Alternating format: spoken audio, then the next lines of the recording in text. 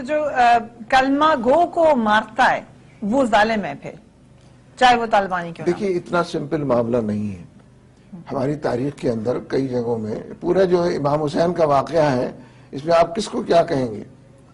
ظاہر صحابہ موجود تھے دونوں طرف. اس میں آپ کس کو کیا کہیں گے؟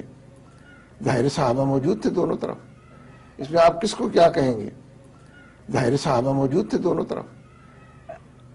مسلمان تو تھے ہی. لیکن کربلا کے واقعے پہ تو ہم بڑا کہ وہ تو حق و باطل کی جنگ اس کو نہیں، حق و باطل کی جنگ تھی، لیکن یہ کیا یزید کے بارے میں، حضرت امیر معاویہ کے بارے میں نقطہ نظر تو الگ الگ ہے نا. لیکن یہ تو واضح ہو گیا تھا کون صحیح ہے کون غلط ہے. ظاہر ہے کسی سے بھی غلطی ہو سکتی ہے، انسان غلطی کر سکتا ہے. نہیں غلطی تو پھر تو مسلمان ہونا تو اس میں آ گیا ہے نا کہ دونوں طرف مسلمان تھے نا.